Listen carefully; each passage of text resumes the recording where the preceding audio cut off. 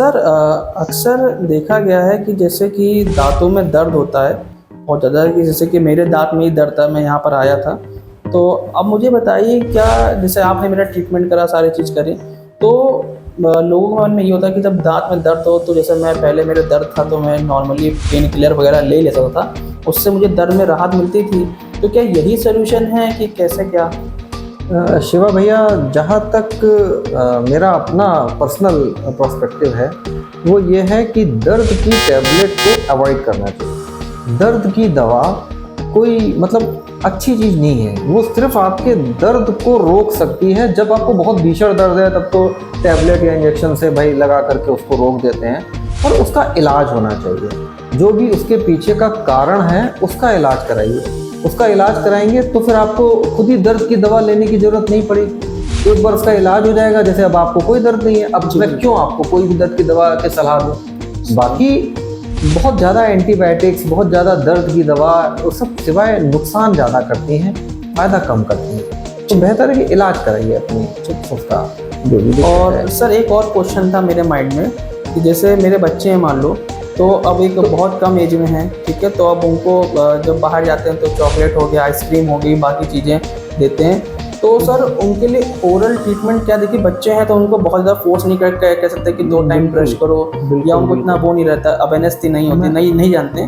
तो उनके लिए क्या ऐसा हम करें कि जिससे उनके दांत और उनका मतलब कि जो आगे ले दांत, जो फ्यूचर है, मतलब उनके दांत वगैरह खराब ना होती जल्दी? नहीं, देखिए ये जिम्मेदारी तो हमको और आपको मिल के लेनी पड़ेगी। ओके, आपका बच्चा है और हमारे लिए वो भविष्य में एक वो है। तो अभी उसके मुंह में जो दांत है ना वो बहुत ही बहुमूल्य है। कहने के लिए लोग बोलते हैं कि दूध के दांत है, दूध के दांत है, इतनी कोई दिक्कत की बात नहीं है, लेकिन यकीन मानिए वो जो दूध के दांत है ना वही पक्के दांतों को, जो परमानेंट दांत होते हैं, उनको रास्ता देते हैं। वो आपके दांत, उनको अगर आप सुरक्षित रखेंगे दूध के दांत को, तो जो वो आपके परमानेंट दांत आ रहे हैं वो सुरक्षित रहेंगे, सीधे आएंगे, सुंदर आएंगे। तो इसलिए ये कहना कि वो तो दूध के दांत हैं, अभी चॉकलेट खा लेगा, कोई दिक्कत नहीं आएगी।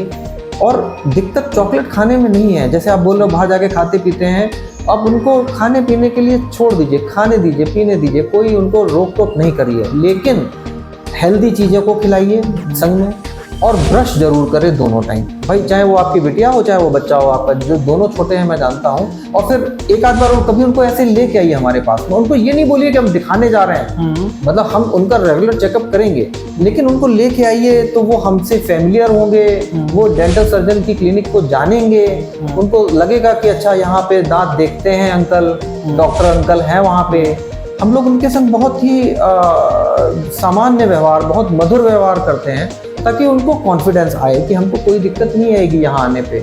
और जो चीज़ें हम लोग अपनी मशीन में देख सकते हैं या अपनी आंखों से चेयर पे बैठा के देख सकते हैं, वो कई बार आम तौर पे आप लोगों से मिस हो जाती हैं। फिर आप हमारे पास तब आओगे जब वो कैविटी बहुत बड़ी हो जाएगी, फिर हमारे लिए भी दिक्कत, बच्चे के लिए भी दिक्कत, और शिवा भैया आपके लिए भी दिक्कत। तो ये थोड़ा सा 2 चीज़ों को ध्यान रखें कि ब्रश जरूर कराएं बच्चे को और रेगुलर चेकअप कराएं डेंटल सर्जन से। अच्छा सर, ये आपने जो बताया, जैसे ब्रश वाला बताया पार्ट, तो मेरे माइंड में एक और बात एकदम से आई कि जैसे पहली बात तो हमको ही नहीं मालूम है कि ब्रश सर किस तरह से किया जाता है। जैसे हम लोग सुबह उठते हैं 5 मिनट जैसे ब्रश में वो लगाया पेस्ट और उसको सीधा सीधा करने लगते हैं। एग्जैक्टली। और कभी कभी सर ऐसा भी होता है, देखने को मिलता है कि जैसे हम लोग ब्रश करते हैं तो अब बहुत जल्दी में करा तो कहीं से हल्का सा ब्लड उसमें आया, ब्रश में उसमें आया, तो उसके लिए क्या कोई हम टेक्निक गलत ही इस्तेमाल कर रहे हैं? कैसे करना चाहिए?